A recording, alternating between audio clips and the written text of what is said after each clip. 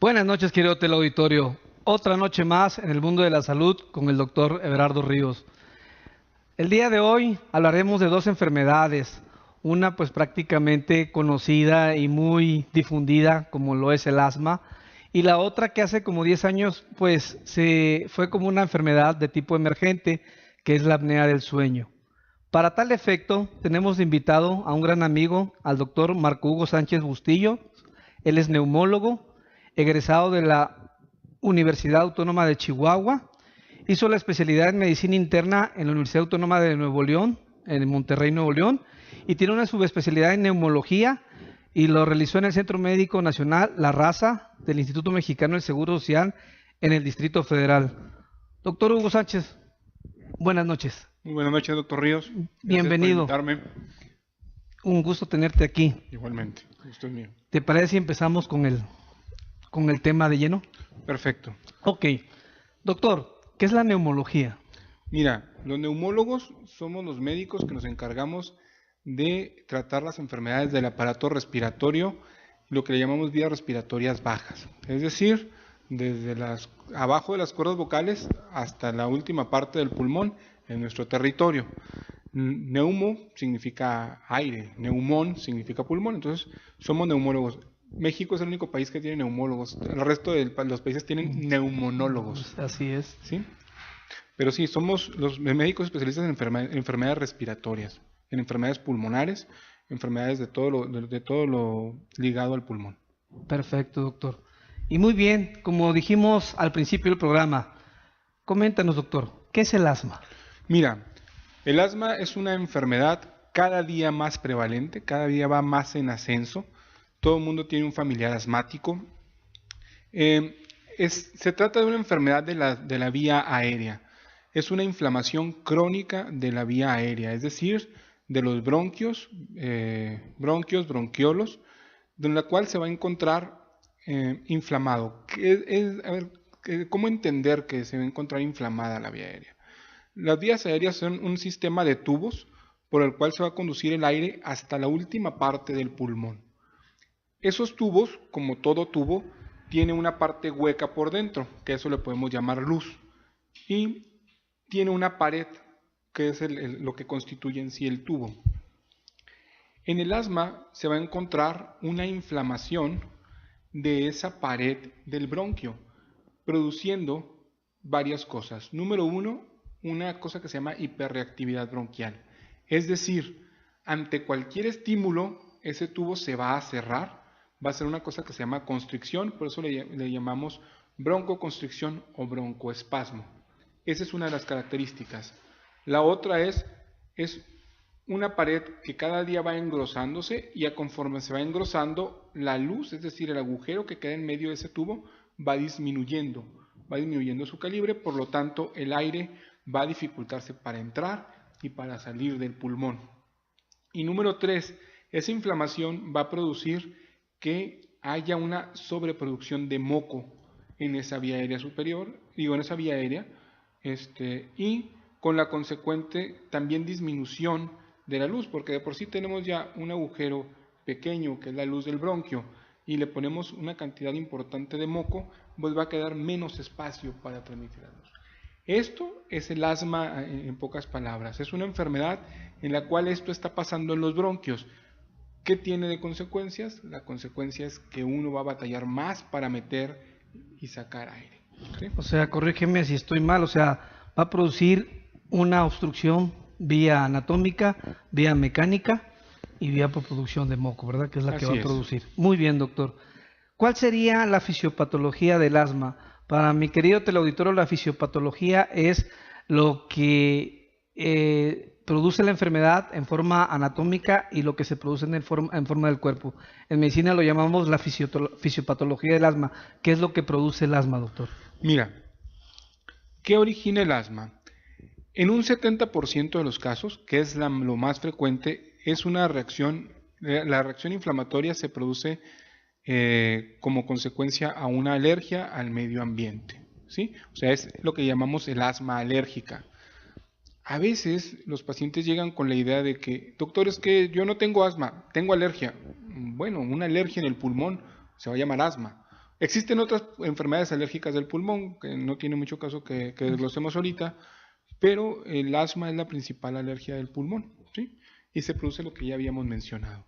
Sin embargo, hay otras situaciones que también producen esta inflamación, sobre todo reacciones al medio ambiente, a zonas muy contaminadas, a infecciones virales, al mismo frío como tal, pueden producir las mismas condiciones anatómicas.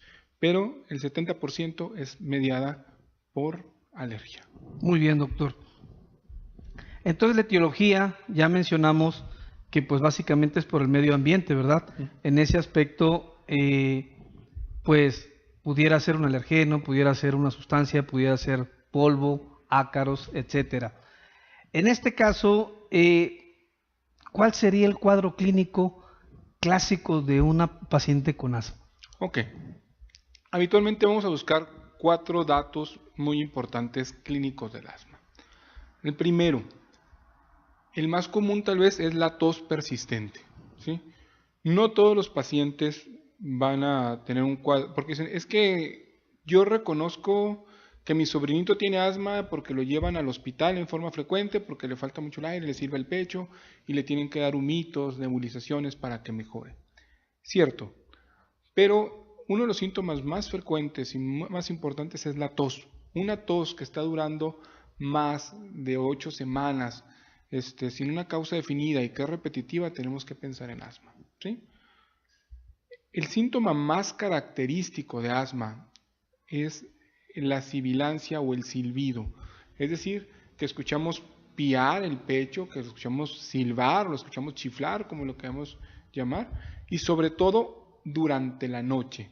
Estos síntomas son de prevalencia nocturna. Se pueden presentar durante todo el día cuando tenemos una exposición excesiva a polvos, cuando tenemos una exposición a ciertas sustancias que nos producen alergia, como por ejemplo vamos a una arboleda o una nogalera y empezamos con síntomas de asma, ¿sí? Pero lo cotidiano es que se presenten durante la noche. Entonces ya llevamos 2, la tos y el silbido. El número 3 es la falta de aire, la disnea que le llamamos los médicos, que es falta de aire. Y esta se puede presentar normalmente en reposo y en una forma espontánea, es decir, estamos como si nada sentados y empezamos a batallar para respirar. ¿Por qué? Porque el medio ambiente está presentando una mayor concentración de algún alergeno o mayor contaminación, el dióxido de azufre, el ozono, cuando vemos en los reportes ambientales en la televisión de que en el Distrito Federal que alcanzamos los 400 puntos de ozono, eso va a desencadenar crisis asmáticas, ¿verdad? Y una de las características es la falta de aire, pero no siempre se presenta así en una forma tan aguda o como de crisis. A veces se va a presentar en el paciente que quiere hacer ejercicio y se fatiga de inmediato. Peor aún, el paciente con asma se adapta tanto a la falta de aire que evita hacer ejercicios que le requieran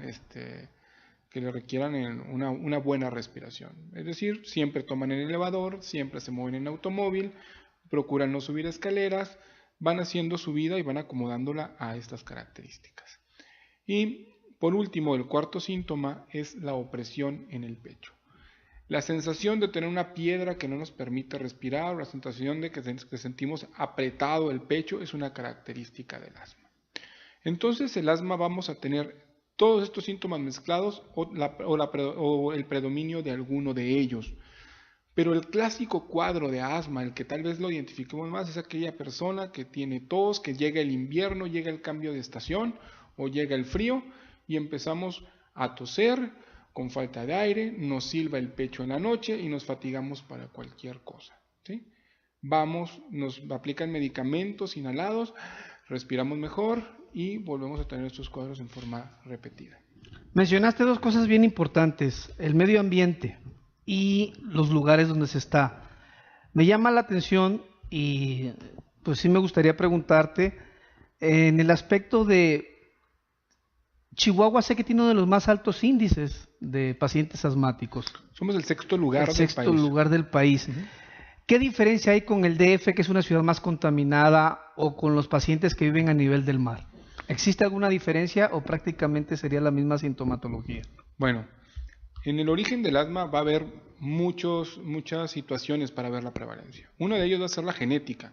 O sea, padres asmáticos pueden heredar asma. Y nosotros tenemos una población mestiza. Bueno, tenemos 3 culturas aquí Claro. en Chihuahua, pero la cultura mestiza es la que más favorece. Y nuestra cultura, nuestra etnia, nuestro mestizaje sí es diferente al del Distrito Federal y al de otras zonas. Entonces la carga genética de asma aquí es bastante importante, bastante importante. Número 2, nuestros niveles de humedad anuales medioambientales son muy bajos. Tenemos mucho polvo, entonces nuestra asma no es, a diferencia de los lugares húmedos que son por ácaros, nosotros lo tenemos más por un hongo que se llama ternalia. Es muy común ese hongo en nuestro medio ambiente y es diferente al de otras zonas. Tenemos cambios bruscos de temperatura, que eso también va a favorecer la presencia de crisis. Y nuestra dieta, los chihuahuenses que no comemos carne, Casi. es que no comimos. Y uno de los factores más importantes para desarrollar asma es la ingesta de grasas saturadas. Se ha visto que los factores que favorecen la presencia de asma es la ingesta de grasas saturadas, la falta de ingesta de grasas insaturadas como todo lo que viene del pescado, o vegetales, y el no uso del pecho materno en la alimentación de los bebés, y la situación, el medio urbano como tal. El medio urbano favorece muchísimo la presencia de asma. El estrés sobre todo, ¿no? El estrés desencadena crisis de asma. No, pero estrés de nosotros comparado con el Distrito Federal, pues bueno, hemos andado ciertas situaciones años pasados que se nos traían vueltos locos, ¿no? Pero sí, somos unas poblaciones diferentes. En nuestro medio ambiente tenemos situaciones diferentes. Por ejemplo, Delicias, Cuauhtémoc, que son zonas predominantemente agrícolas, son muy prevalente la presencia de asma. Es altísima. Y ahí vamos a tener mucho que ver con los contaminantes ambientales, seguramente. No hay estudios específicos. Hablar sobre qué lo causa es muy difícil cuando no hay estudios como tal.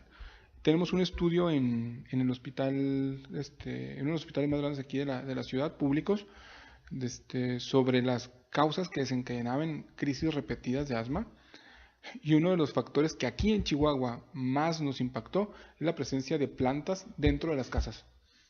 Pacientes que tenían plantas dentro de las casas, el uso de productos de limpieza para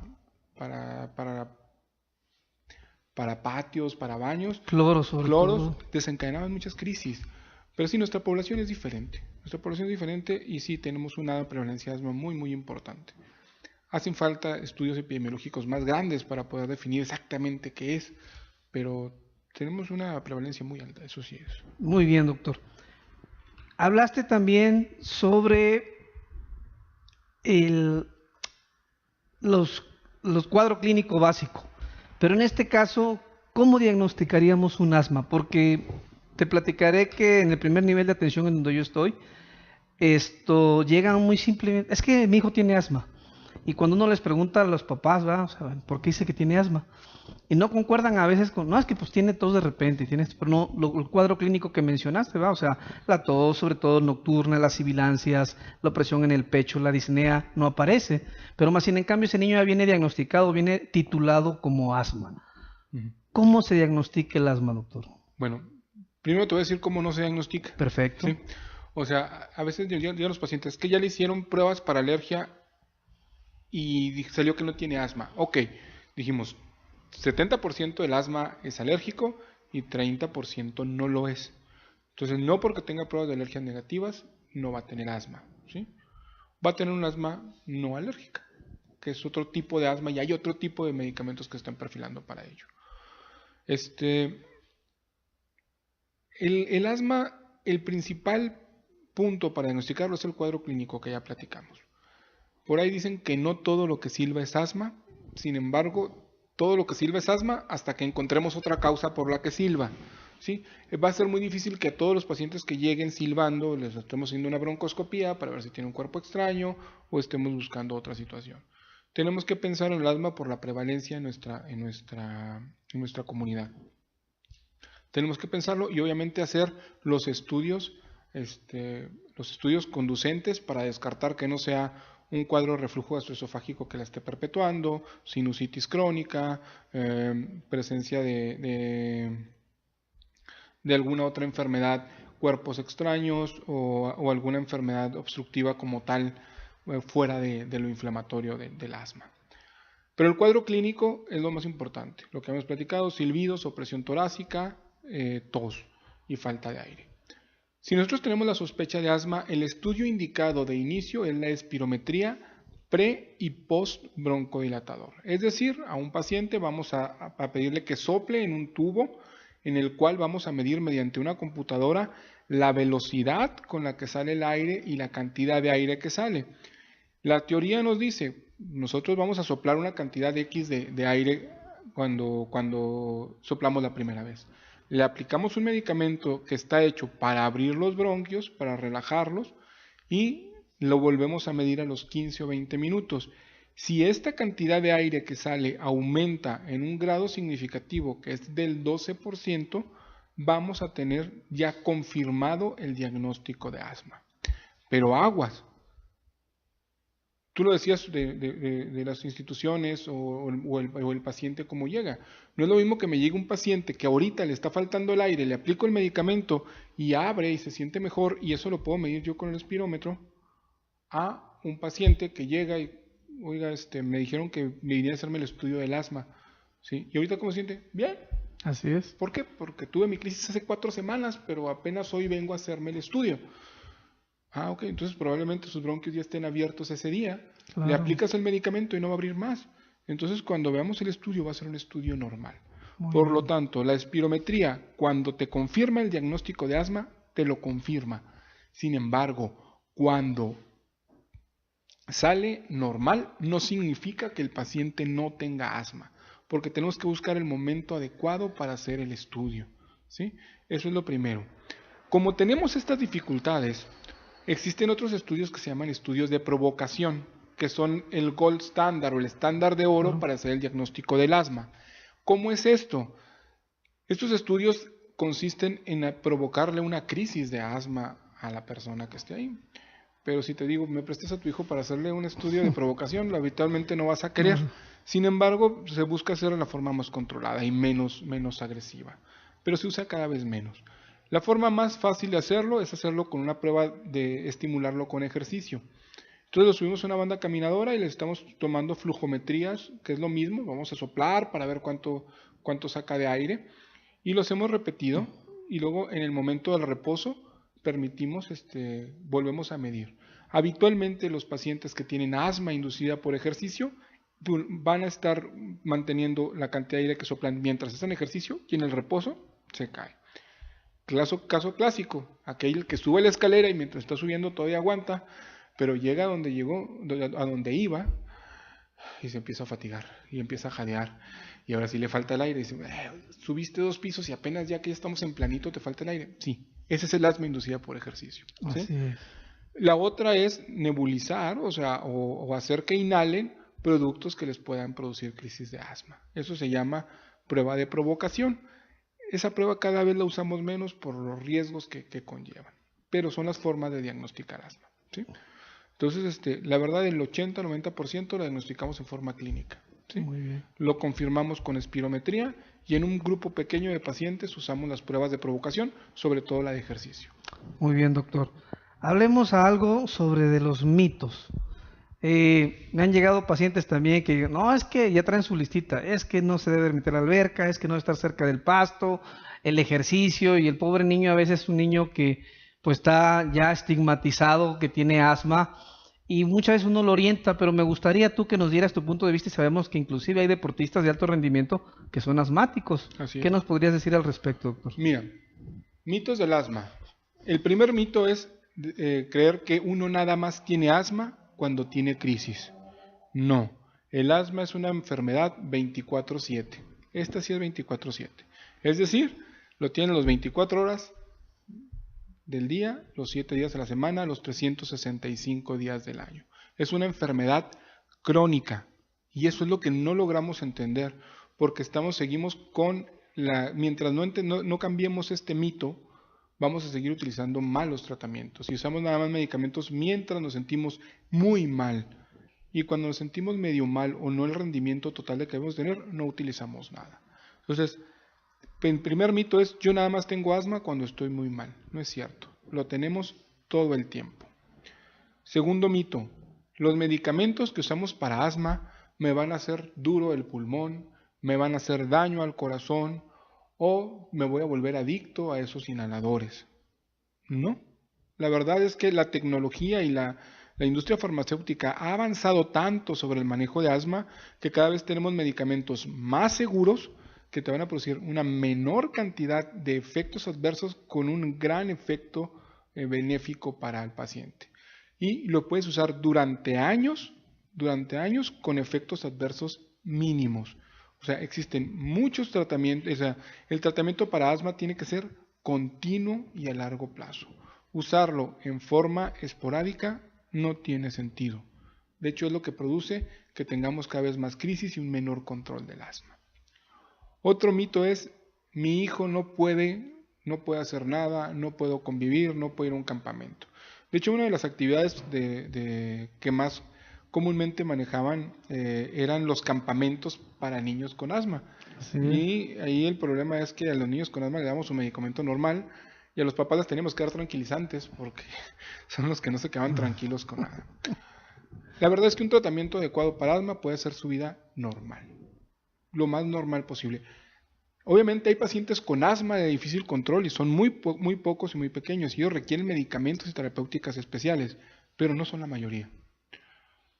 Que los niños con asma no pueden hacer ejercicio.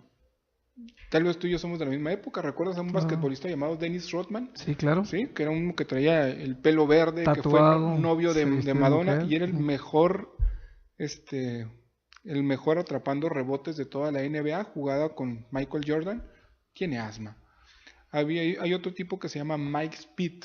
Tal vez no lo conozcamos porque es de la época de los 60s y 70s. Nadador famoso. Fue un nadador que ganó la mayor cantidad de medallas de oro en una olimpiada hasta que llega el Michael Phelps y lo desplaza. Todo. Pero hasta el 2008 el que tenía más medallas era Mike Speed. Asmático. O sea, había otro tipo, tal vez lo recuerdas, que se llama Miguel Indurain.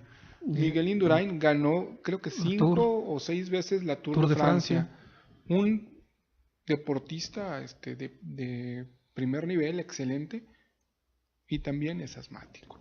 O sea, una persona con un asma bien manejada puede hacer muchísimas cosas.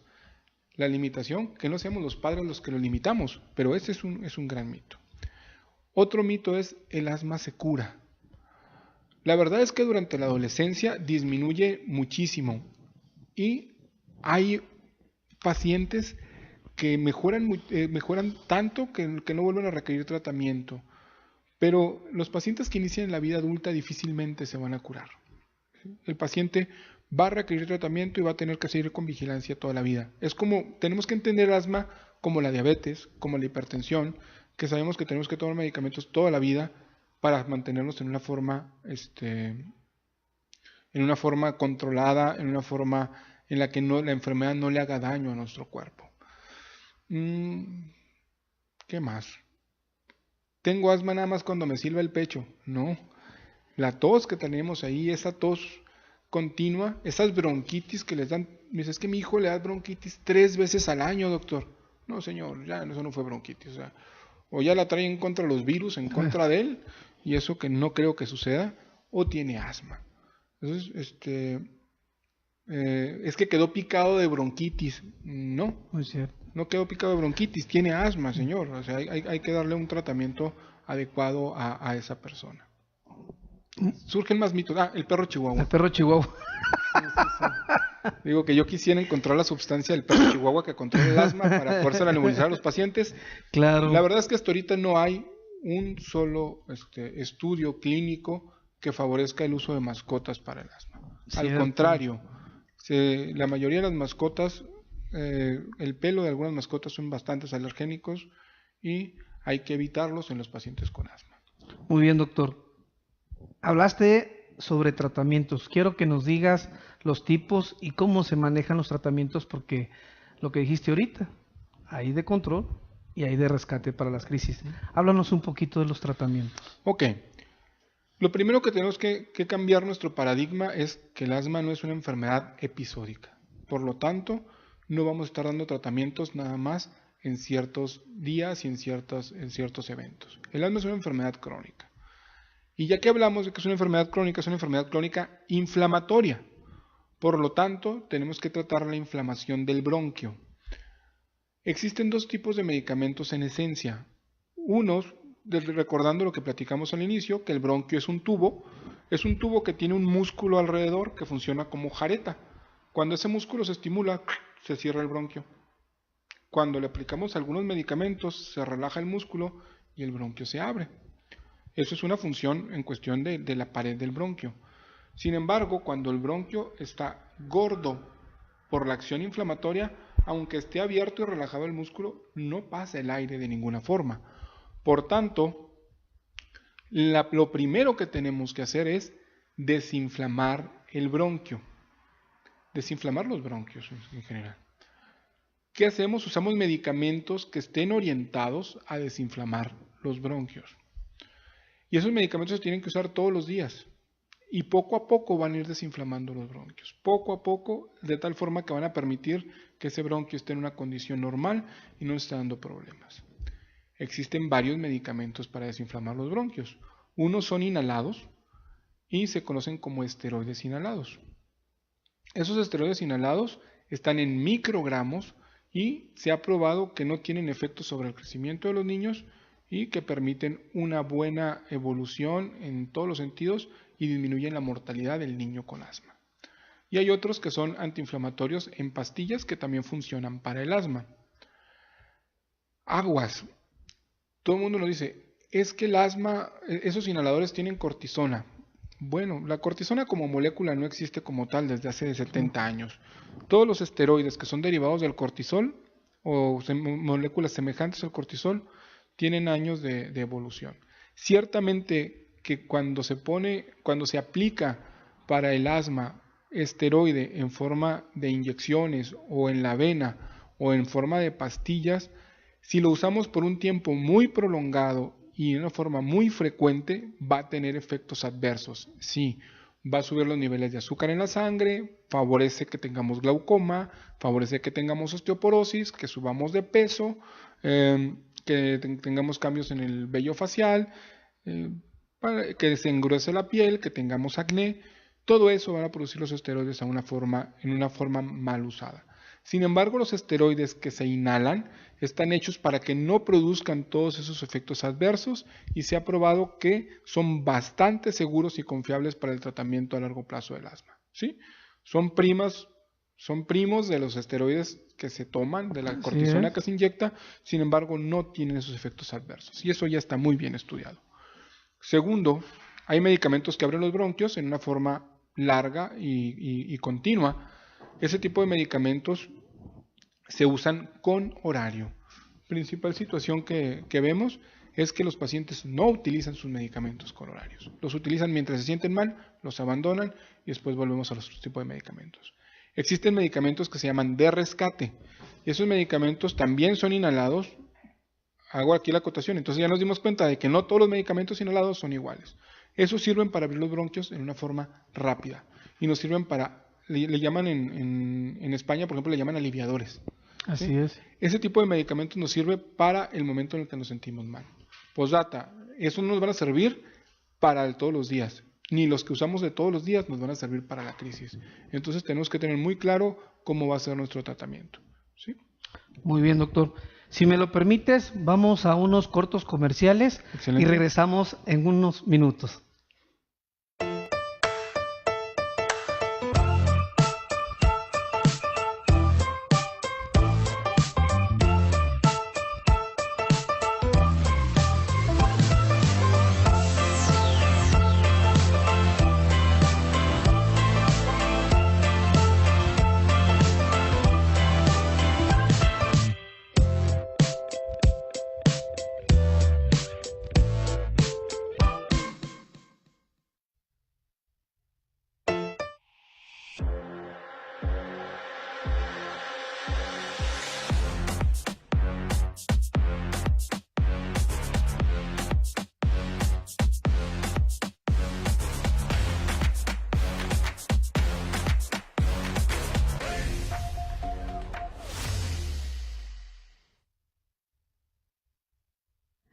Buenas noches, regresamos nuevamente. Si me lo permites, doctor, tenemos llamadas de nuestro amable teleauditorio para mandarle saludos y si hay alguna pregunta que nos puedas contestar. Susana Valerio, Martín Sánchez, nos están viendo. Un saludo a Martín Sánchez, que nos ve semana con semana. A la señora Elder también. A la doctora Kenia Ruiz Benavides, le mandamos un saludo que nos está viendo. Yuri López, también, que semana con semana nos ve. Gloria Elena, Daniel Bernal, Alonso Chávez León. Buenas noches, doctor Ríos, saludos, gracias y excelente programa. Héctor Bernal nos manda a saludar. Alexia Polanco nos está viendo, nos manda a saludar. Sara Muela, Arturo y Raquel Muñoz desde Kansas City, nos están viendo desde Cholula y prácticamente un montón de felicitaciones. Aquí hay una pregunta, al parecer, pues hablaban lo del perro de Chihuahua, o sea, si realmente tiene algún efecto benéfico el tener un perro de Chihuahua en casa. Ya lo mencionaste perfectamente, no tiene ningún efecto benéfico para el niño. No. Quizás a lo mejor en el aspecto emocional y que mejore en ese aspecto, pero nada más. No. Doctor, hablando del asma, ¿algún tratamiento nuevo o alternativo que esté actualmente en puerta o en investigación para el asma? El tratamiento del asma, lo primero que hay que hacer es quitar lo que nos está desencadenando crisis, ¿sí? Eso es bien importante. Mientras no quitemos aquellas cosas que nos están desencadenando alergia, no vamos a mejorar. Es el primer paso. Obviamente los medicamentos, el segundo paso. Y tenemos medicamentos innovadores para aquellos pacientes de asma de difícil control. Tenemos tanto medicamentos para asmáticos que son alérgicos, muy alérgicos, que están en boga. Algunos ya tienen más de 10 años, otros acaban de salir el año pasado. Y ahorita se están desarrollando medicamentos también biológicos que le llamamos, que son medicamentos que van a ciertas moléculas específicas para asmáticos no alérgicos. Y hemos tenido excelentes resultados y hemos seguido desarrollando experiencia con ellos en una forma muy interesante y los resultados son magníficos. Muy bien, doctor. Algo que mencionaste y me llamó la atención y quería preguntarte tú como neumólogo si lo ves normal o si hay alguna cifra de cuántos eventos agudos al año, pues no sé si valga la pregunta, se le puede permitir o puede tener un niño aún controlado o un adulto controlado de asma, o definitivamente si está bien controlado no los debería de tener. No los debería de tener. ¿Sí? Definitivamente. Un paciente controlado de asma se considera no controlado ya con un evento que nos tenga al mes. Se considera parcialmente controlado, ¿sí? Por ejemplo, si son en la noche, son más severos. O sea, con un evento que me tenga durante una semana de la noche se considera no controlado, ¿sí? Si los tiene en el día, ahí se puede considerar parcialmente controlado. Muy bien. Pero no debe de tener crisis. O sea, lo ideal de un paciente con asma es que no tenga crisis de asma, ¿sí? Perfecto, doctor. Ahora bien, querido teleauditorio, dijimos que íbamos a hablar de otra enfermedad. Esta enfermedad hace como 10 años aproximadamente era una enfermedad emergente y subdiagnosticada. Nadie la conocía o nadie la diagnosticaba.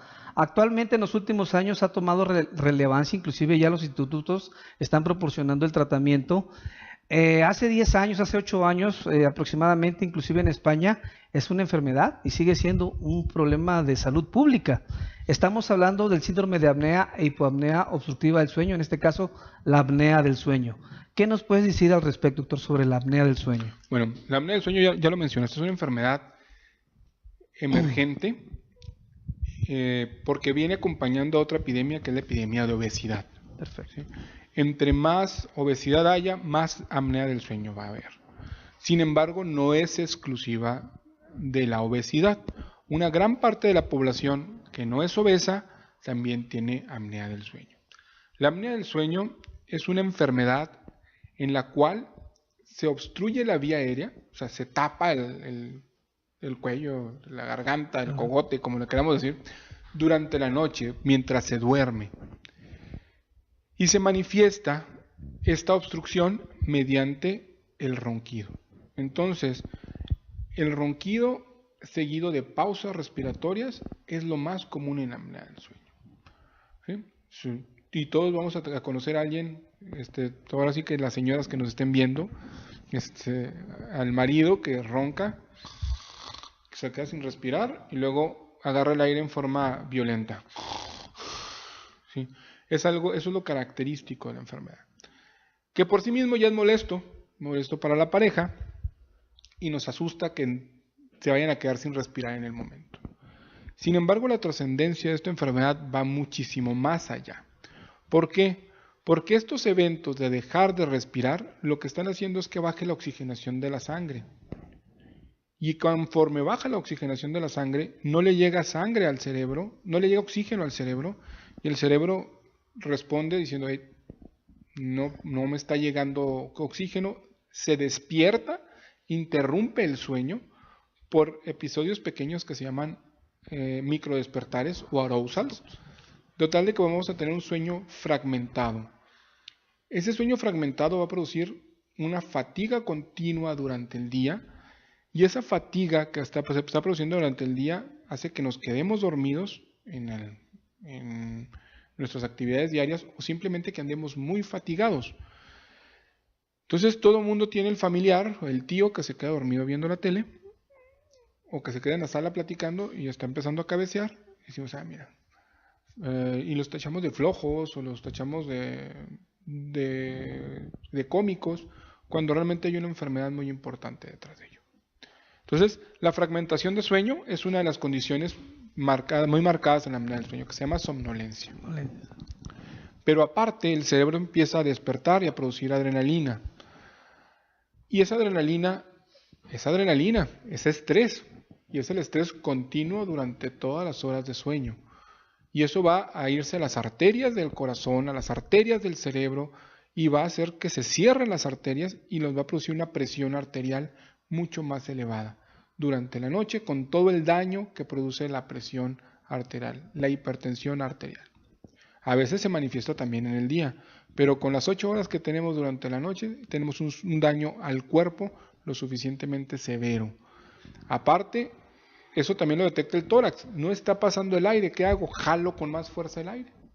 Pero en el tórax no nada más están los pulmones, también está el corazón. Y al jalar con más fuerza el aire, también jala con más fuerza la sangre que va regresando de todo el cuerpo.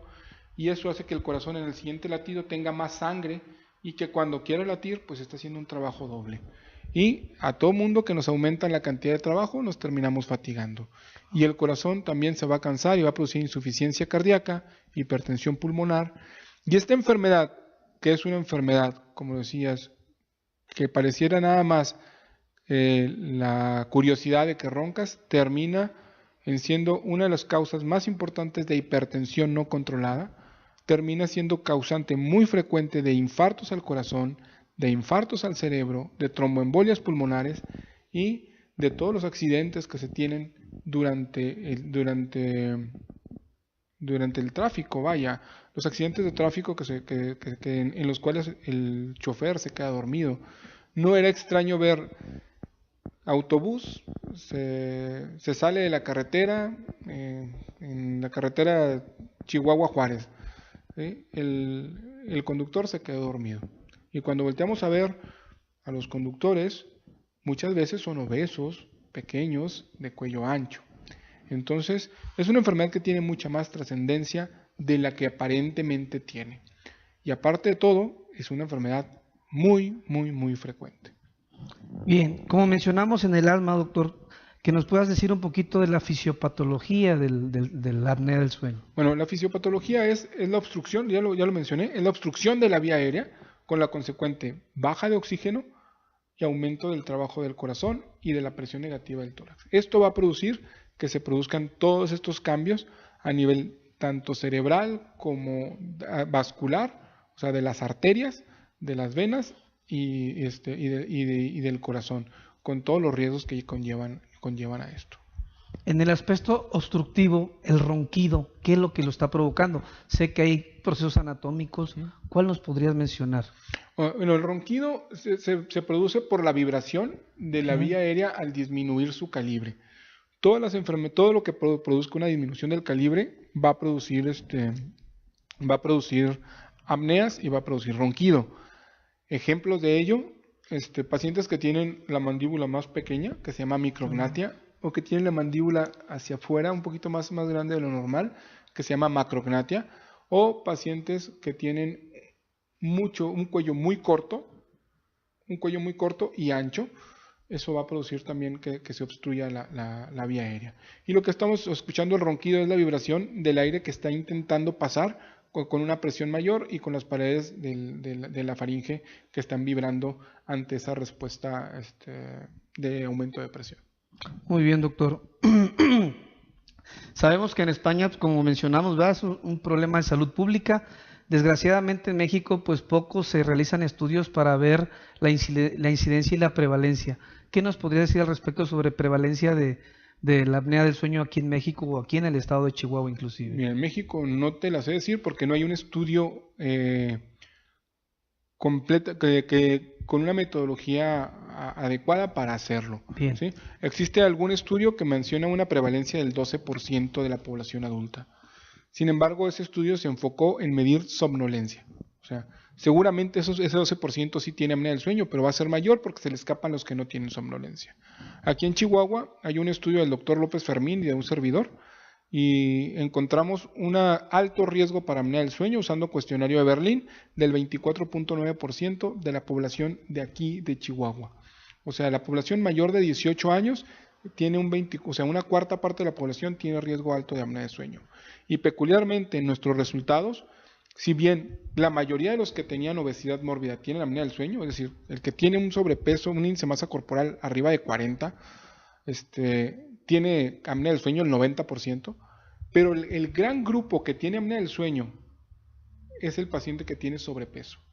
Es decir, un índice de masa corporal entre 30 y 40. Ese grupo es el que tiene más personas con apnea del sueño.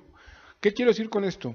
Sí, si estás muy gordito, vas a tener apnea del sueño, pero no necesariamente. O sea, aunque no estés tan gordito, también puedes tener apnea del sueño. Y es más, son más los que no están tan gorditos y tienen apnea del sueño que los que son gorditos que tienen apnea del sueño.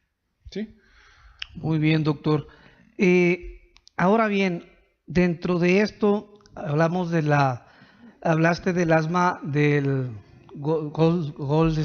estándar Gold, o el estándar de oro para diagnosticar. En este caso mencionaste el del asma. En el caso de la apnea del sueño, ¿cuál sería?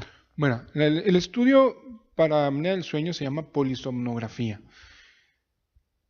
Híjole, la polisomnografía, su palabra dice poli, muchas mediciones durante el sueño.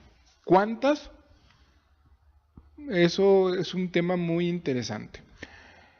La verdad es que para hacer diagnóstico de apnea del sueño nos bastan con 3 mediciones. La del flujo aéreo, la del movimiento torácico y la de la oxigenación. Con esas 3 mediciones tenemos suficiente para hacer diagnóstico de síndrome de apnea e hipopnea obstructiva del sueño. ¿Sí? Entonces, la polisomnografía simplificada o de 3 canales o 4 canales es la que se considera, es la más práctica para hacer diagnóstico de apnea del sueño. El estándar de oro se sigue considerando la polisomnografía de 12 canales o de más canales. Hay polisomnografías de 32 canales y más canales todavía. Es decir, ponemos a una persona a dormir y medimos cómo está su estímulo cerebral, su flujo respiratorio, su movimiento torácico. Sin embargo, ese estudio es muy útil para investigación, es muy útil para enfermedades neurológicas, es muy útil para epilepsia nocturna, es muy útil para narcolepsia, pero es igualmente de útil que una polisomnografía simplificada, una poligrafía para el diagnóstico de la apnea del sueño como tal. ¿Por qué? Porque nos está midiendo los mismos parámetros. Nada más que si hay que tener la experiencia de poder interpretar un estudio y estarlo monitoreando manualmente. Entonces, la polisomnografía es el estudio idóneo. ¿Sí? Para hacer una polisomnografía de 12 canales hay que tenerlo hospitalizado y obviamente los costos se elevan muchísimo. Para hacer una poligrafía se puede hacer en domicilio del paciente. Hay otros estudios como la actigrafía. Ese estudio es un estudio de un guante con un dedo, simplemente también es un polisomnógrafo, se llama clase 3 igualmente. No es mejor que la poligrafía, sin embargo es más simple y está diseñado sobre todo para aquellos médicos que no saben interpretar polisomnografía, pero nos da un diagnóstico bastante certero. ¿Es un buen estudio? Sí, es un buen estudio. Los que somos viejitos y nos gusta hacerlo, yo prefiero tener las ondas, estar interpretando los datos para poder dar un diagnóstico más certero. O sea, no hay una necesidad de un laboratorio del sueño. Ya no. El problema es que tú llevabas un paciente a un laboratorio del sueño, le conectas cables en la cabeza por todos lados y de pronto lo que te topas es con el paciente y dijo, ¿sabe qué, doctor? No pude dormir. Perfecto. No pude dormir y dormí muy incómodo, escuchaba lo que decían las enfermeras, escuchaba... Entonces, eso nos hizo buscar hacer el estudio lo más fisiológico posible. Y lo más fisiológico es que duerma en su cama con su almohada, con su esposa, y aunque va a tener algunos sensores conectados, pues es lo mejor. Y en cuestión de costos, no es lo mismo decirle, le vuelvo a poner el aparato en su casa, a decirle, lo vuelvo a incluir en el hospital y le volvemos a cobrar la estancia en un hospital. No es tan sencillo. Pero sí, si se tiene la posibilidad de una polisomnografía de 12 canales, qué bueno, nos va a dar muchísimos datos. Yo me entrené con un polisomnógrafo de 12 o 14 canales en su momento. Sin embargo, habitualmente ya no hacemos un estudio tan complejo. Muy bien, doctor. Ahora bien, para hablar de la apnea del sueño, ¿cuántos periodos de apnea debe haber en una hora o en una noche para decir si tiene apnea del sueño? En este caso del polisomnógrafo de los cuales referiste. Mira, nosotros lo que medimos es cuántas veces deja de respirar por hora por más de 10 segundos. ¿Sí? Bien. Y que esas obstrucciones repercutan bajando el oxígeno de la sangre. Eso se llama apnea o hipopnea. Esa sería una definición muy técnica. Si esto pasa más de 5 veces en una hora, ya no, hay estudios que han marcado que con más de 5 veces ya tenemos un riesgo de tener problemas de hipertensión en forma muy importante. ¿Sí? Entonces se considera positivo arriba de 5. El problema es cuando sale un paciente con 6. Esto, le voy a dar un tratamiento a un paciente con algo tan leve o no. ¿Sí? Y ahí buscamos alternativas. Ese es un criterio ya muy del médico. Pero definitivamente aquel que tiene más de 15 apneas, su riesgo está triplicado, su riesgo cardiovascular de una forma muy importante. Y un paciente que tiene más de 15 apneas no lo puedes dejar sin tratamiento. Claro. Entonces quedamos en un poco de limbo entre 5 y 15. Los europeos, la Sociedad Española de Enfermedades Respiratorias, la CEPAR, considera 10 el número de apneas para empezar tratamiento. La Sociedad Americana de Tórax considera 5. ¿Sí? Nosotros aquí en México buscamos darle el tratamiento en los pacientes que tienen más de 5 apneas. Nos apegamos más a la Sociedad Americana de Tórax. Muy bien, doctor. Al principio mencionamos también el hecho de que hace 9, 8 años, 10 años era una enfermedad subdiagnosticada, no se diagnosticaba por el cuadro clínico tan errático y tan diferente, de diferentes modos que se presentaba. Mencionaste el más importante, el ronquido. ¿Nos puedes hablar de otros datos que son de suma importancia y que a veces el paciente los pasa desapercibido y estamos pensando en otra cosa? Inclusive lo llegamos a mal diagnosticar o hacer un diagnóstico no adecuado cuando en verdad estamos frente a una apnea del sueño. Bueno, hay síntomas nocturnos y síntomas diurnos de la apnea del sueño que nos tienen que orientar a ello. Los 3 más importantes ya los mencioné. Ronquido, ¿sí? Un ronquido intenso acompañado de pausas respiratorias, ¿sí? Pausas respiratorias presenciadas. Habitualmente la que nos dice eso es la esposa o el esposo, ¿verdad? Porque las mujeres también lo presentan bastante. Entonces, paciente que tiene ronquido con pausas respiratorias presenciadas y aparte tiene mayor cantidad de sueño en el día, ese paciente tiene muy probablemente apnea del sueño. Sin embargo, a veces el paciente joven que tiene mucha energía no se deja llevar por la somnolencia y al ronquido pues, no le importa mucho. Entonces, hay otros síntomas importantes. Sensación de fatiga durante el día, dolor de cabeza, o sea, cefaleas durante la mañana en una forma muy importante, falta de concentración, ¿sí? Disminución del líbido, del deseo sexual también se presenta, e incluso con disfunción eréctil, la falta de poder mantener una erección en forma adecuada. La falta de concentración para poder leer un párrafo y son síntomas muy, muy importantes. Y durante la noche a veces sentimos que dormimos pero no descansamos. O la presencia frecuente de pesadillas. Y algo muy importante es la presencia de, nosotros llamamos nicturia. Es decir, el paciente se levanta muchísimo a orinar porque no se produce la hormona antidiurética durante el sueño profundo. En los niños, que es otro punto, tenemos un estudio que hicimos con la doctora Rocío Aguirre, en la cual vimos que los niños con hipertrofia de amígdalas y apnea del sueño tienden a tener mayor hiperactividad y síndrome de déficit de atención que los niños que no lo tienen. Incluso cuando se les da tratamiento, este síndrome de déficit de atención disminuye muchísimo en sus síntomas y que no lo tomamos en cuenta también, ¿sí? En los niños, la falta de un crecimiento adecuado, también lo vimos en ese estudio, que los niños son de menor peso y de menor crecimiento que los niños que no tienen esta enfermedad. Y cuando damos un tratamiento, vemos cómo aumentan de peso y siguen su desarrollo de una forma normal. ¿Qué otros síntomas? Bueno, pues ya la hipertensión, tiene 5 medicamentos para la presión alta y no se controla, búsquenle apnea del sueño. Busquen apnea del sueño. Se infartó y no sabían por qué y no tenía ningún factor de riesgo, no fumaba, buscar apnea del sueño, ¿sí? O tiene hipertensión pulmonar, salió en una radiografía, lo hicieron en algún hallazgo, busquen apnea del sueño. Muy bien, doctor. Tratamiento. Tratamiento. Lo primero es bajar de peso, dejar de fumar, evitar el uso de medicamentos para dormir, las benzodiazepinas, que son las que aumentan la cantidad de sueño, o buscar dormir en una posición adecuada para que no aumente la cantidad de apneas. La verdad es que esto es lo más difícil, ¿verdad? Porque tienes que bajar de peso habitualmente el 30% de tu peso cuando tienes una obesidad muy importante, y se ha visto estudios que con cirugía bariátrica, ¿sí?, habitualmente el 60% de los pacientes sigue teniendo apneas. 60% de los pacientes no se cura con la cirugía bariátrica, aunque disminuye la necesidad, la cantidad de presión que requiere para el tratamiento con CPAP, ¿sí? Eso sí es muy, muy importante. Bajar de peso, dejar de fumar, dejar de usar drogas para dormir. Pero el tratamiento esencial va a ser el mantener la vía aérea permeable. Y tenemos dos formas de hacerlo.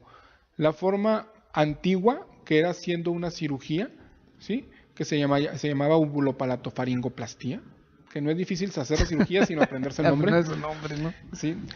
Que desafortunadamente no tuvo tanto éxito. Tan así que la misma sociedad, aquí por ejemplo, alguna vez me tocó darle una plática a los otorrinos y ellos mismos dijeron, hey, calma, antes de operarlo tienes que ofrecerle un equipo de ventilación invasiva. Ay, estamos de acuerdo los otorrinos y yo, ya es algo maravilloso, porque ellos son los que operan. Claro. ¿Sí? Solamente un 20% tiene un éxito con esa cirugía. No es la primera indicación. Eso te lo tenemos que hacer muy claro. La cirugía funciona sobre todo cuando tienen malformaciones anatómicas, es decir, la mandíbula muy pequeña, la mandíbula muy grande. Ahí el maxilofacial, cuando acomoda la mandíbula, va a tener un éxito muy grande.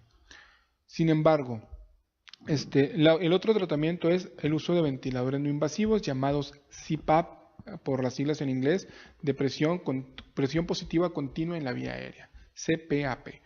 Y esta es una modalidad de ventilación que tiene sus variantes como tal. Pero el tratamiento esencial, el gold standard del tratamiento sigue siendo el CPAP. Tratamientos innovadores, existen marcapasos para los músculos de la faringe para mantenerlos contraídos y que no se colapsen. Son carísimos, estamos hablando de $30,000 el puro marcapasos, más lo que cuesta el calibrarlo, el ponerlo y capacitar a alguno de los médicos para que lo sepa manejar. Otras alternativas es el uso de guardas dentales para aumentar el ancho del diámetro. No son sencillas de conseguir y se dejan para pacientes que no toleran los CPAPs. Muy bien, doctor, excelente. ¿Diferencia del CPAP con el BiPAP? Bueno, CPAP es una modalidad de ventilación, al igual que la ventilación binivel. Simplemente los dos son aparatos que son compresores. El primer BiPAP, el primer CPAP, era una aspiradora en reversa. Así es.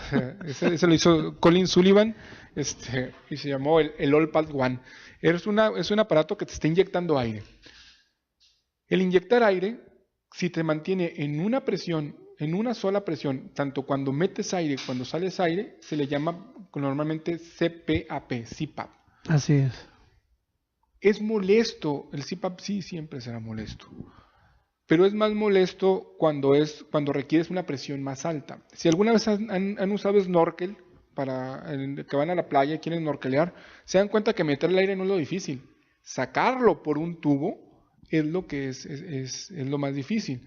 Y pasa lo mismo con el CPAP. Meter el aire entra solo, no es problema, pero sacarlo contra una presión de 13, 14, 15 centímetros de agua se vuelve muy difícil y se vuelve molesto. Para eso se idea una estrategia que dice, meto el aire en una forma muy alta y cuando lo saco con una presión muy baja. Y eso hace que la respiración sea más confortable. Entonces el BiPAP hace eso, mete el aire a una presión y lo saca a otra presión. Eso hace que el paciente lo tolere más. ¿En quiénes se indica un BiPAP? En pacientes que requieren presiones muy altas para quitar las apneas. En los otros pacientes no tiene indicación, ¿sí? Entonces nosotros tenemos que ir visualizando qué paciente va a requerir esas presiones. También aquí me vale hacer la aclaración de que no todos los aparatos son iguales. Claro. O sea, hay pacientes que tienen una sola presión, o sea, CPAP, que son a una sola presión, tú lo programas y te va a dar 5 centímetros de agua, 6 centímetros de agua, 20 centímetros de agua. Y de ahí no se va a mover el aparato. Esos aparatos son más económicos y son igualmente útiles. Sin embargo, para saber a qué presión, tú tienes una presión y yo tengo otra presión a la cual voy a mejorar. Y esa presión la tengo que sacar de un estudio que se llama estudio de titulación. Y se puede hacer con un aparato automático o con un equipo especial para titular, ¿sí? Y eso lo tiene que hacer alguien que maneje apnea del sueño. Como alternativa a ello, hay equipos que se llaman equipos automáticos. Y es decir, el aparato solito está rastreando la presión a la que mejoras la cantidad de apneas. Y esos aparatos tienen el inconveniente de que son un costo más alto. En la actualidad, la mayor parte de los aparatos son automáticos. Ya casi no usamos CPAPs fijos. En los BiPAPs pasa lo mismo. Puedes tener automáticos o fijos. Si vas a usar un fijo, ojo, nadie te va a poder decir a qué presión vas a estar si no tienes un estudio de titulación. Y eso hago hincapié porque de pronto llegan muchos aparatos, me llegan, es que me lo programaron en 5. ¿Y por qué en 5? ¿Y por qué no en 6? ¿Quién lo programó? ¿Por qué no en 10? ¿O quién lo tituló, no? Sí, o sea, si no tenemos un estudio de titulación, pues yo te puedo decir, pónselo en 8, tiene cara de 8. O sea, no es fácil, Tito. O sea, no es tan sencillo como decir, ponle tanto. Tienes que hacer un estudio de titulación y tienes que tener una base para dar un tratamiento. No le puedes poner un equipo nada más y póngaselo y ya con eso va a tener. Así es. Si me lo permite, doctor, un saludo a Marisol Fernández, a la doctora Verdín desde Cancún, dermatóloga, a Noé Corral que nos está viendo, un saludo para ellos. Y sabemos que el tiempo nos come, doctor. Por último, ¿algo que desees agregar? ¿Algún consejo para mi teleauditorio? Bueno, hablamos de dos enfermedades que tienen alto impacto en la salud y que tienen un tratamiento accesible y efectivo.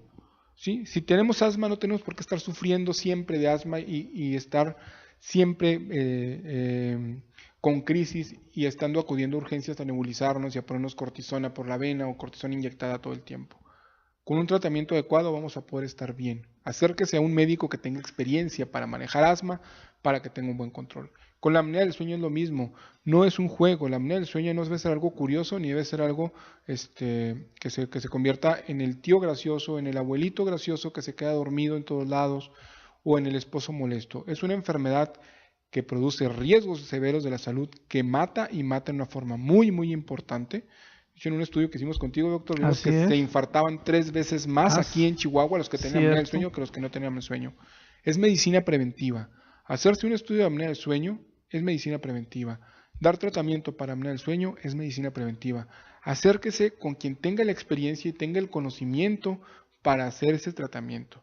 ¿Por qué? Porque si no vamos a estar pagando las consecuencias. Infartos, embolias cerebrales, no es lo correcto. ¿Sí? Algo bien importante y lo he visto a nivel institucional, y corrígeme si no estoy en lo cierto, doctor, mucha gente ya está usando el CPAP, pero desgraciadamente está combinándolo con el uso de benzodiazepínicos, clonazepam, alprazolam, y considero que deberían de intentar el solo CPAP, y si salen inclusive les quita el problema del insomnio.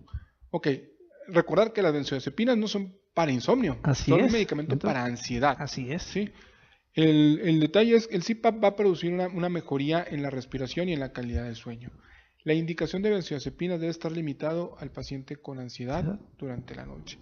Y eso es algo que tenemos que tener ahí. O sea, y buscar otras alternativas que no sean las benzodiazepinas para el manejo de la ansiedad. Tenemos medicamentos más útiles de inicio que estar nada más tumbándonos para dormir. Hay que buscar mayor cantidad de alternativas y un tratamiento específico para cada enfermedad. Y buscar un profesional como en tu caso, ¿verdad? Doctor, ¿dónde te podemos ubicar? Bueno, yo tengo mi consultorio en el Hospital Star Médica, en el consultorio 603, ahí en el 6º piso, los atendemos con todo gusto. ¿Tus teléfonos? Mi teléfono es el 430-30-91. ¿Lo puedes repetir, por favor? 430-30-91, como la carabina 3030. Igualito. Sí. Doctor, pues no me queda más que agradecerte tu visita. Muchísimas gracias por espero que no sea la última vez que nos acompañes nuevamente con otro tema. Y querido teleauditorio, como siempre, pues el tiempo nos ganó, el dios Cronos, y nos veremos aquí la próxima semana, el martes 8 de la noche, en Red Producciones por Facebook. Y mucho cuidado, abríguense, ya inició el periodo del frío y como dijimos, protéjanse para evitar complicaciones de las enfermedades. Que pasen buenas noches.